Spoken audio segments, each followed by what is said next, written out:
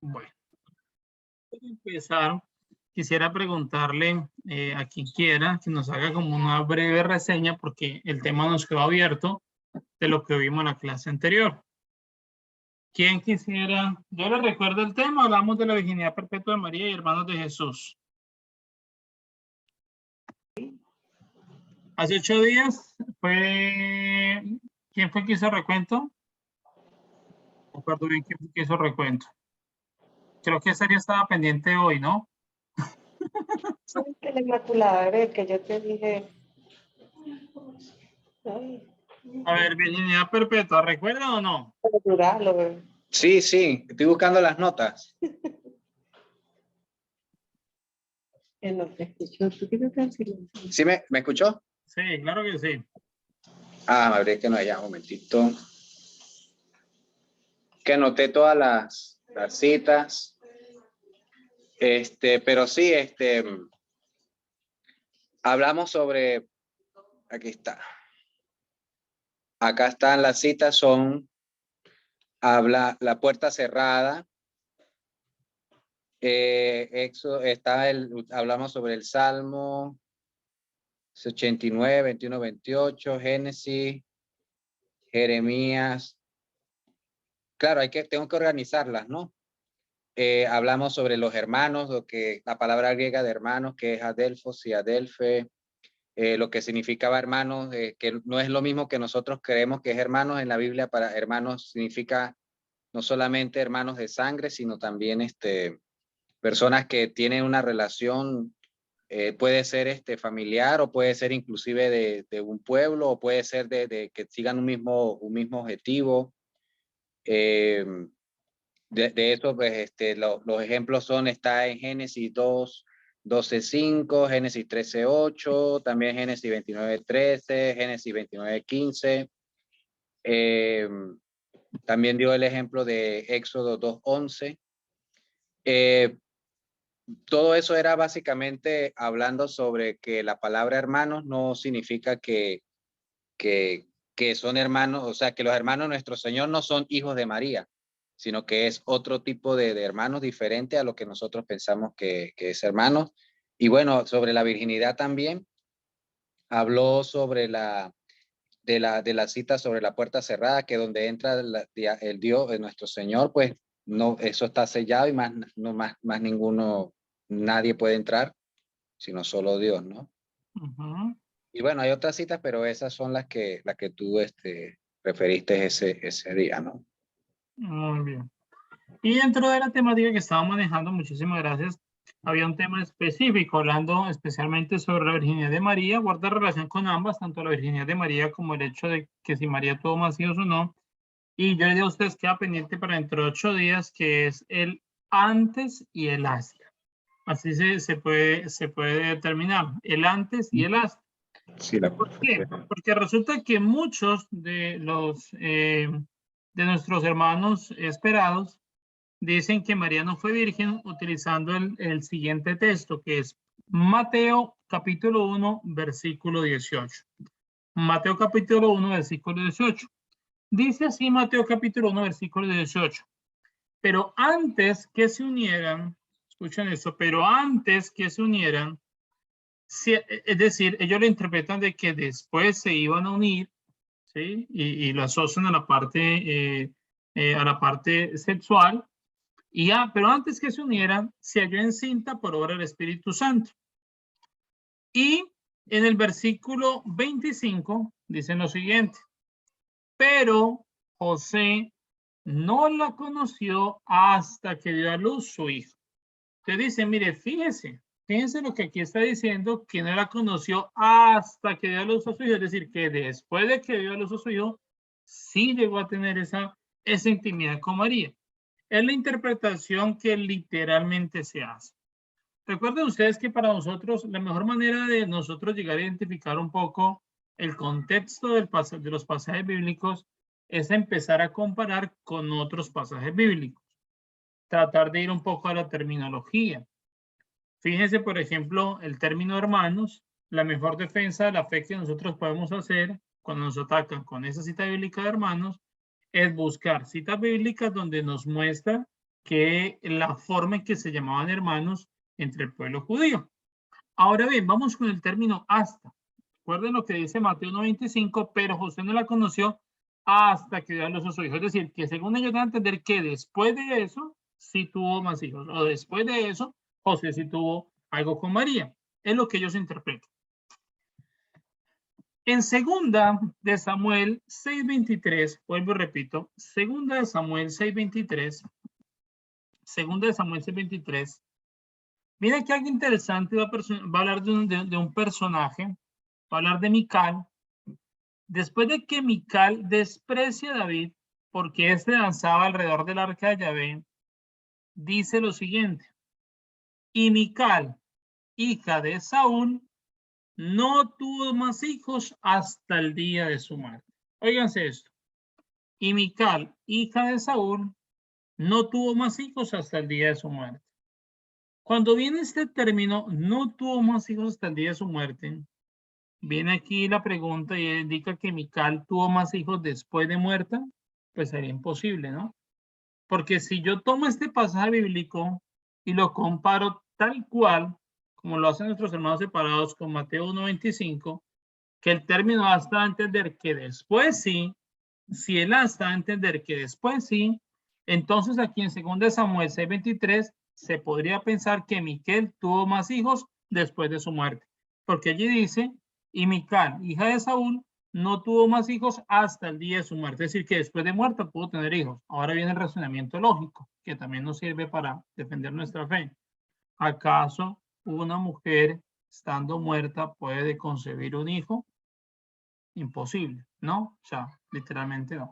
Entonces, con este pasaje bíblico podemos decir que el término hasta no quiere decir que después no pueda seguir igual, ¿sí?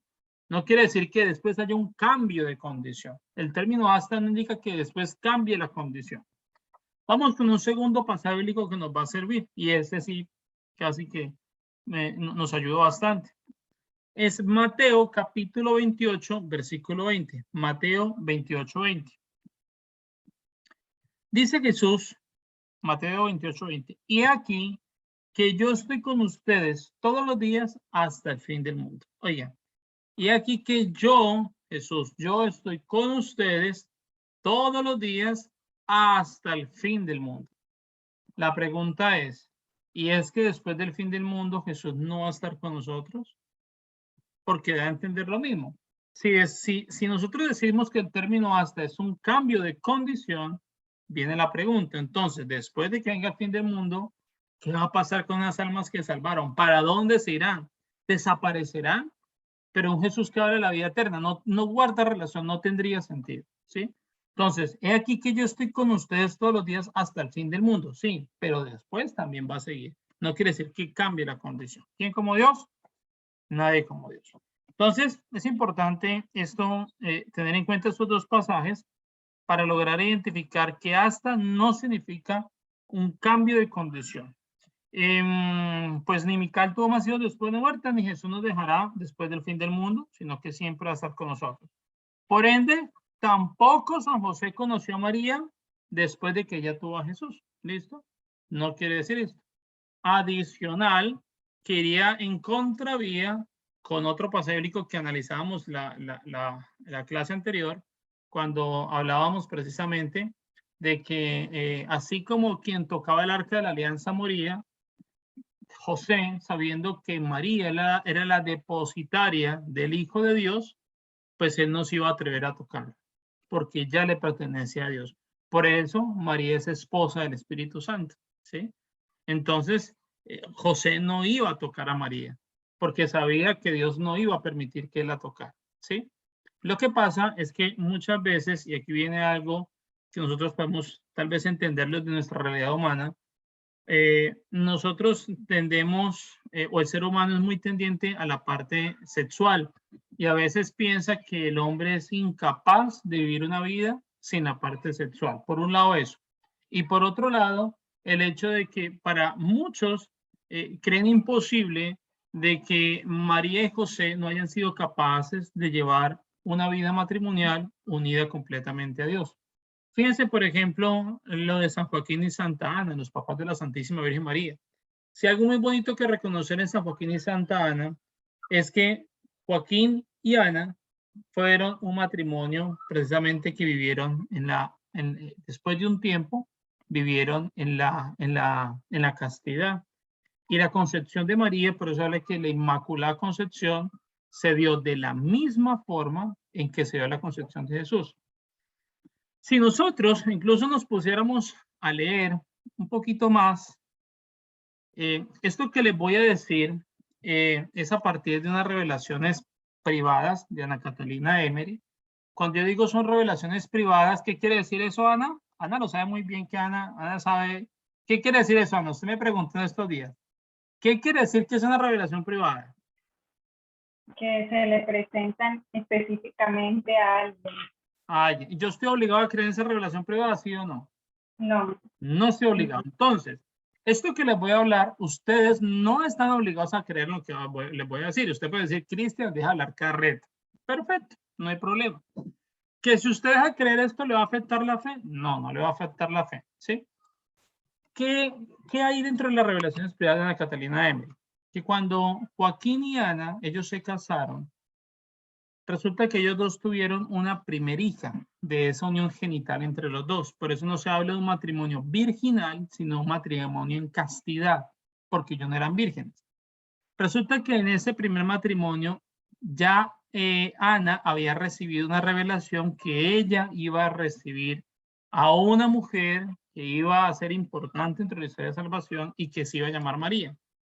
Ellos cuando tienen sus encuentros matrimoniales desde la parte genital, llega a concebir a una criatura. Llegan a tener una niña.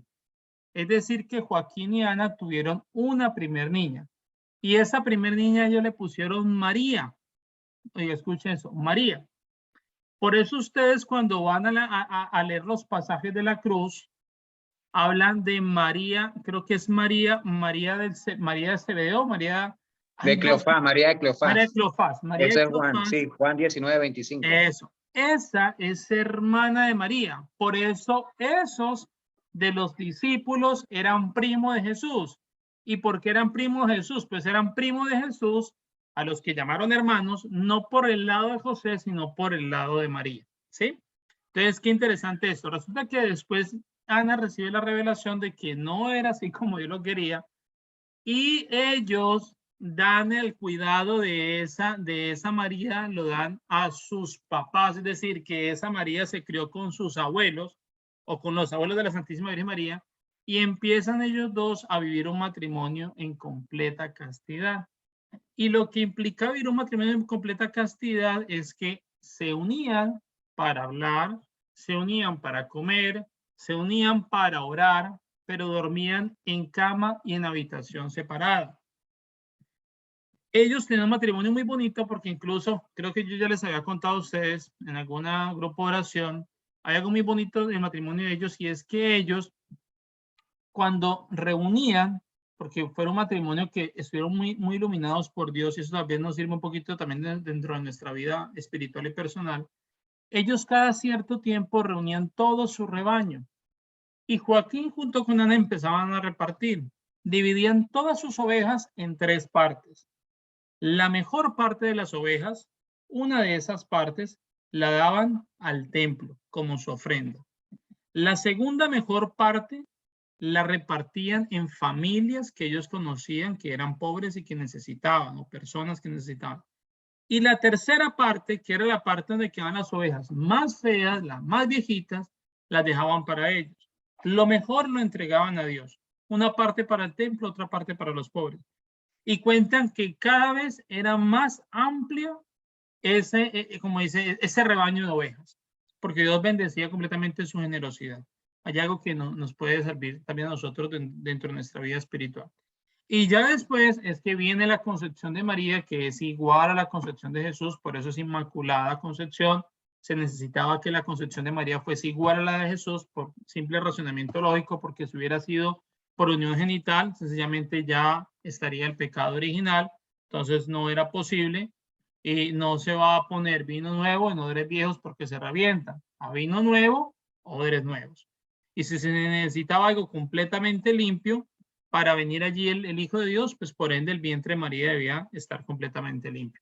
Entonces, algo que nos puede servir, pero vuelvo y le digo, esto hace parte de una revelación privada, no están ustedes obligados a creerla, más sin embargo, las revelaciones privadas de Ana Catalina de Emery sí están aprobadas por la iglesia, ¿listo? Entonces, allí les dejo a ustedes para que, si pueden conseguir los libros de ella, se pueden descargar de internet, se pueden leer en PDF, van a aprender muchísimo sobre la vida de Jesús, sobre la vida de María.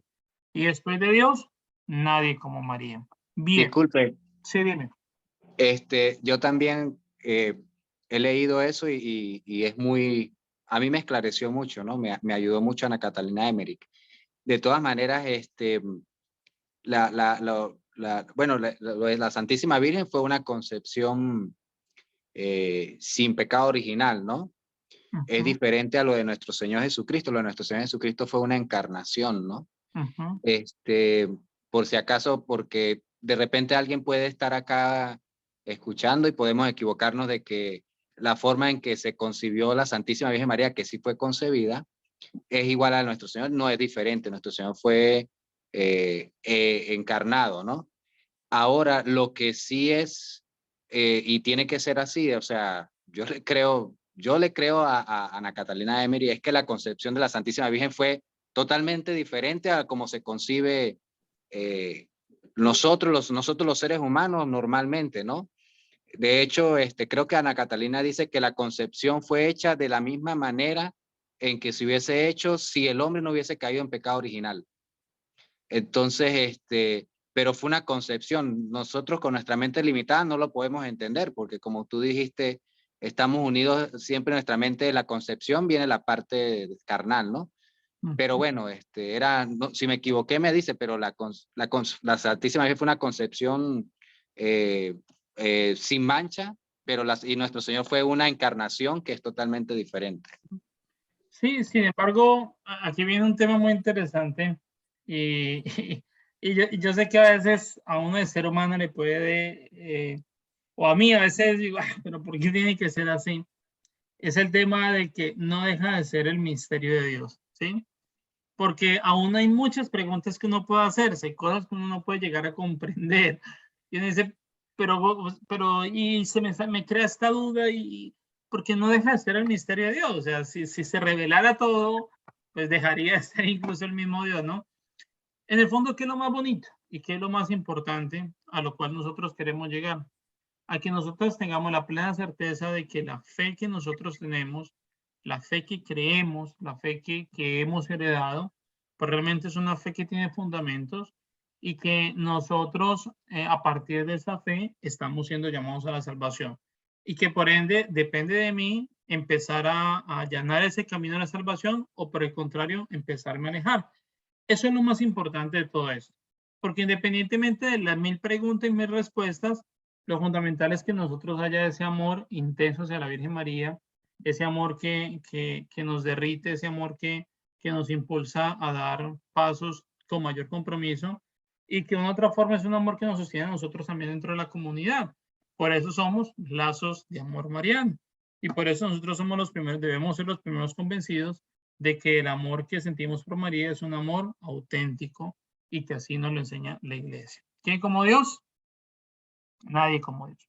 Y quisiera que habláramos algo interesante precisamente en torno a otro tema y es frente a la Asunción y a la Inmaculada Concepción, precisamente, para poner un poquito sobre esto que venimos hablando. Perdón, Cristian. Dime. Disculpe, ¿puede Valeria hacerle una pregunta? Sí, claro que sí, Valeria. Con el tema antes de que pase. Sí, claro. Sí, no, sí, es otro tema, pero ya viene en conexión con eso que venimos hablando. Dime, Valeria. Yo tenía una pregunta porque dijiste que el Espíritu Santo es esposo de la Santísima Virgen María, pero la María es madre de Jesús, que es el Hijo. Entonces, si el Espíritu Santo es el esposo de María, entonces el papá del Hijo. No, está muy interesante la pregunta, está muy interesante la pregunta. ¿Por qué el Espíritu Santo es el esposo de María? Pues dentro de lo que, digamos, lo que yo puedo entender, yo la verdad no he leído mucho sobre eso, No sé si de pronto alguien acá sabe o ha leído un poco y nos pueda ahora aportar. Disculpe.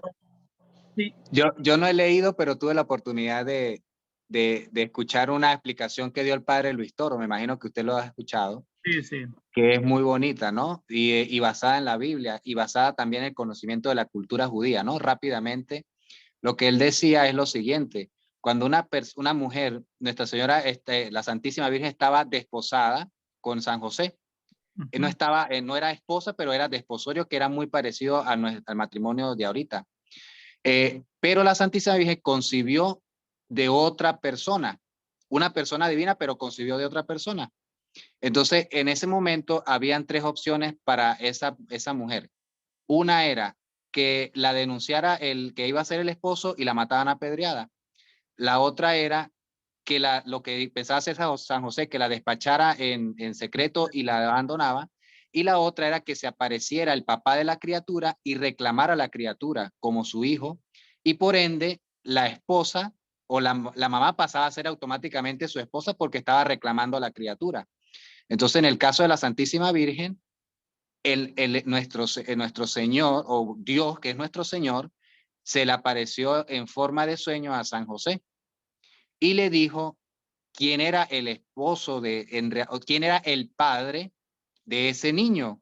Le dijo que tome a María por su esposa porque lo que ella ha engendrado es de Dios, es del Espíritu Santo. Entonces, en ese momento, Dios está reclamando que ese niño es de él por medio del Espíritu Santo, porque el Espíritu Santo fue el que ayudó a la encarnación. Entonces, en ese momento es que ya sabe San José, como él es judío, él conoce la cultura judía, dice, ok, ese niño no es mío, ese niño no es de ningún ser humano, ese niño es de Dios. Por lo tanto, la Santísima Virgen, o María, la Santísima Virgen, Nuestra Señora, ya no es mi esposa porque el niño no es mío. Yo me encargo de él porque yo creo, él le creyó al ángel en el sueño, y en ese momento ya sabe San José que el niño es de Dios, la Santísima Virgen no es su esposa y por eso no la puede tocar, porque si la toca está cometiendo adulterio. Entonces eso me ayudó mucho a entenderlo, ¿no? No sé si tú lo puedes explicar con... No, sí, ahora casualmente que tú lo explicas, me acuerdo el día que él lo estaba explicando, yo escuché ese video hace poco. Lo que habría que allanarle a lo que ha dicho el señor José, respondiendo a la pregunta Valeria, creo que en torno al Espíritu Santo, esa es la explicación bíblica, es porque también Valeria acá con la duda, bueno, listo, pero entonces, sí, listo, entiendo ya por qué María es esposa del Espíritu Santo, pero no entiendo por qué Jesús no se le puede decir que el Espíritu Santo es el papá, ¿sí? Porque eso también fue lo que le entendí que Valeria preguntó. Si el Espíritu Santo vino sobre María y concibió, pues sería el Espíritu Santo el papá y no el padre. Recordemos que Dios son tres personas distintas, Padre, Hijo y Espíritu Santo. Son tres personas distintas. La acción del Padre necesitaba como la intervención del Espíritu Santo, ¿sí? Pero no deja de ser eso que porque el Espíritu Santo ha venido a concebir en María la criatura, o la criatura no, al Hijo como tal, a la encarnación del Hijo como tal, pues haga que entonces pase el Espíritu Santo a ser superior a Dios en ningún momento. Es la acción, es como el medio a través del cual Dios Padre hace que se dé la encarnación del Hijo, de su Hijo como tal. Sí, pero no le quita el derecho a Dios, digámoslo así, de ser su papá. No sé si de pronto o que vamos enredadas. Es que ese es otro misterio de la Santísima Trinidad. Yo recuerdo mucho que en el seminario el padre que explicaba el tema de la Trinidad decía, vea, son 6 meses son 6 meses estudiando la Santísima Trinidad y nos decía, sepan que lo que yo les voy a decir hoy en la primera clase es lo mismo que vamos a terminar diciendo nuestra última clase. La Santísima Trinidad son 3 personas distintas, un solo Dios verdadero. Punto. Eso es. Y uno se pone a estudiar y magisterio, los doctores de la iglesia, para al final usted terminar diciendo exactamente lo mismo. Porque volvemos a lo mismo, no deja de ser un misterio, ¿sí?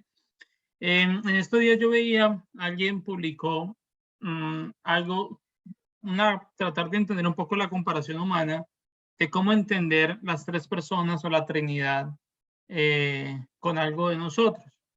Y decía, así como un árbol necesita de sus raíces, de su tronco y de sus ramas para poder ser árbol, son tres cosas distintas. Las tres cosas tienen funciones distintas. Las raíces algo, el tronco una cosa, las ramas otra. La unión de todos hace un árbol. Decía allí, así es Dios. Es un Dios Padre, un Dios Hijo y un Dios Espíritu. Que Dios Padre, Dios Hijo y Dios Espíritu también tienen una misión cada uno.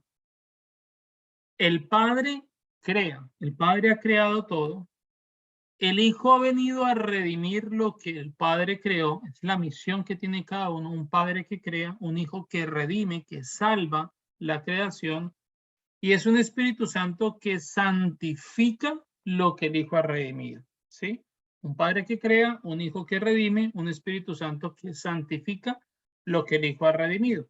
Por eso también, en este orden de ideas también, fíjense que aparece dentro de la historia de la salvación. Un Padre que creó, que acompañó toda la historia, un momento en el que viene el Hijo, y es el Hijo quien después viene y da el Espíritu Santo. Porque va a sonar de pronto erróneo el término que va a utilizar, pero va a completar lo que es la misión de toda la Trinidad, ¿sí? Va como a completar lo necesario para la salvación, que es la santificación de todo lo que el Hijo ha redimido. Entonces, la manera como, digamos, pudiésemos tratar de comprender un poco la Santísima Trinidad, que casualmente fue la solemnidad que celebramos el domingo anterior, y el retiro que vivimos también ofrecido a la Santísima Trinidad. Entonces, es interesante. Otra manera de comparar, por ejemplo, la Santísima Trinidad, algo muy sencillo, yo he tratado, cuando de pronto he hablado con niños, tratárselo de entender de esa manera, es que la Santísima Trinidad bien sabemos que es una familia, una comunidad de amor. Están unidos en el amor. Y yo así he entendido como una familia, ¿sí? En mi caso, por ejemplo, somos la familia Cardoso-Osorio, ¿sí? Entonces, la familia Cardoso-Osorio, bueno, en el caso de nosotros de Colombia son dos apellidos. En el caso de acá, Estados Unidos, por ejemplo, la familia de Sergio y la familia Velasco, ¿sí? Es una familia, ¿sí? Pero en esa familia hay personas distintas. Está Sergio, está su esposa Carolina, están sus hijos. Cada uno tiene una misión distinta. Sergio se encarga de la actividad laboral, Caro se encarga de estar atenta a su esposo, a sus niños, la casa, en fin. Sus hijos se encargan de sus estudios, su deporte. Tienen tres acciones distintas cada uno, pero los tres están unidos en el amor. Y los tres, bueno, ya son cinco, pero sí, los hijos, el esposo y la esposa forman una sola familia, que es la familia Velasco, ¿sí? Es la manera en que yo de pronto les puedo como tratar de humanamente explicar el hecho de la Trinidad. Ahora bien, un padre que lógicamente ha venido a María mediante la acción del Espíritu Santo, porque allí está básicamente lo que es Dios. No deja de ser también un ente espiritual, una persona espiritual, pero también porque se necesitaba como esa mediación como tal, y lógicamente un hijo que viene a depositarse o a estar allí en el vientre de María. Pero vuelvo y concluimos con el inicio, no deja de ser un misterio de Dios. Y entonces allí como para completar un poquito este tema. Bien, nadie como Dios. Sí, nada más ahí un comentario, ¿verdad? Sobre, así rapidito, sobre la Santísima Trinidad, pues es un misterio, ¿verdad? Grande, pues inimaginable para nosotros. Y es que a veces nosotros tenemos el concepto erróneo, ¿verdad? Cuando pensamos en Dios, pensamos que es Dios Padre nada más, y Dios son tres personas. Así pensamos que cuando decimos que Jesús es el Hijo de Dios, pero es el Hijo de Dios Padre, porque sería, él mismo es Dios, entonces podríamos decir cómo él es hijo del mismo. Entonces por eso desde ahí empezamos con un misterio, ¿verdad? Porque a veces decimos que María es madre de Dios, porque Jesús es Dios, pero también muchos decimos, es que Jesús es el Hijo de Dios, pero él es Dios. Entonces podemos decir cómo él es hijo del mismo. O sea, es padre. Entonces es un misterio que si nos metemos nunca vamos a acabar, ¿verdad? Sí, eso me dice. Y es interesante el punto que pones, porque entonces volvería uno, se queda como en un círculo allí del cual uno no puede salir. Pero mire que cuando uno empieza a tratar de entender y a tratar de comprender muchas de estas cosas, no sé, a mí personalmente me pasa es que yo como que se acrecienta más el amor que uno siente hacia el mismo Dios, ¿no? Y tal vez como que uno dentro de su oración puede servirle también, a veces como que la oración se vuelve un poquito más perfecta, ¿no? Porque es una oración que tú puedes dirigir al Espíritu Santo, una oración que tú diriges al Hijo y una oración que diriges a Dios Padre, ¿sí? Entonces, aunque es a un mismo Dios, tú diriges una oración a cada uno de manera específica, ¿sí? Entonces, pues allí estamos aprendiendo cada día más. Precisamente hablando de esto de la Inmaculada Concepción, hay quienes dicen que la Iglesia inventó el término de Inmaculada Concepción en el siglo XIX. Resulta que es falso. En el siglo XIX esta doctrina se declaró dogma, es decir, ¿cuándo se declara el dogma de la Inmaculada Concepción? Siglo XIX. En el Evangelio según San Lucas, capítulo 1, versículo 28, Lucas 1, 28, el ángel llama a María, un término que ustedes han escuchado, Lucas 1, 28 la llama quejaritomene. Para los que no saben cómo escribir esa palabra, quejaritomene, se la voy a poner aquí en el chat.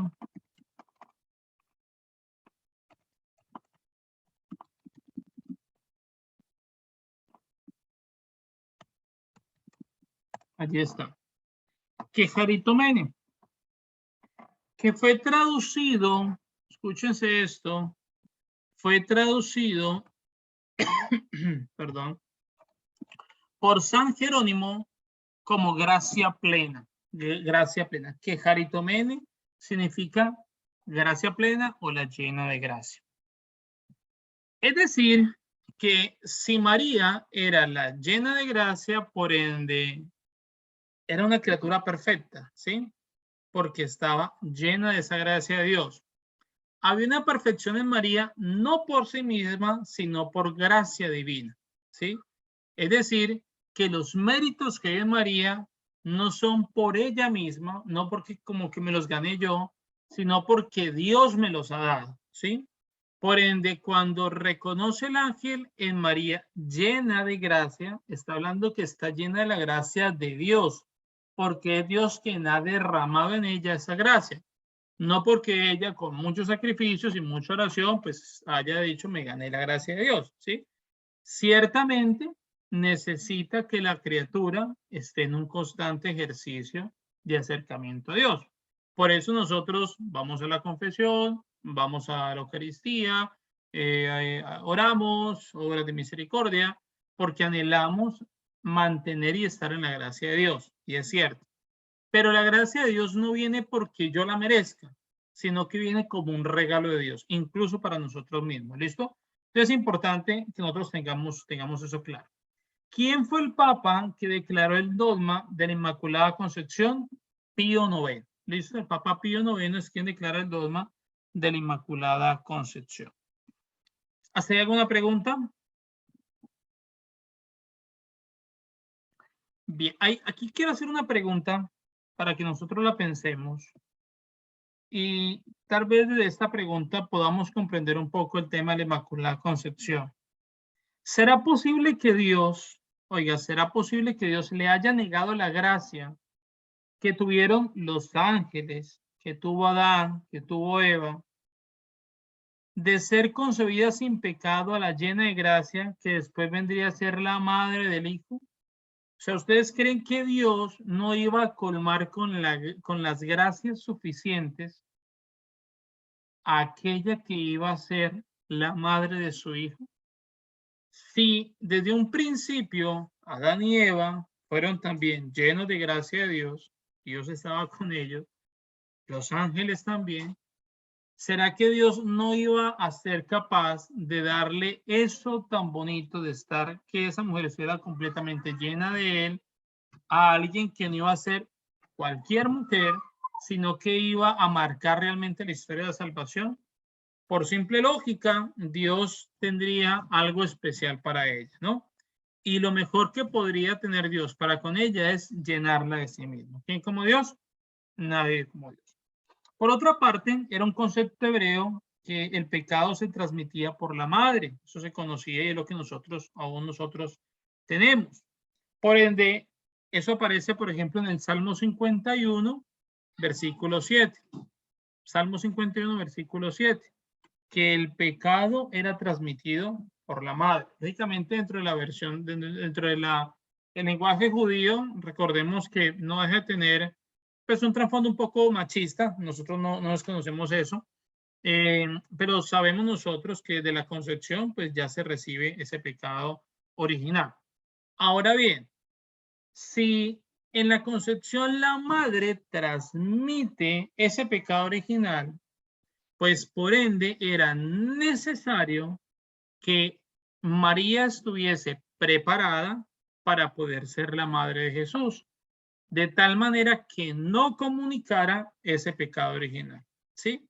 Porque si no, sería como un Jesús manchado, como un Dios Padre, un Dios Hijo con pecado original, y si ya él es pecado, se desvirtúa completamente la acción de Dios, ¿sí?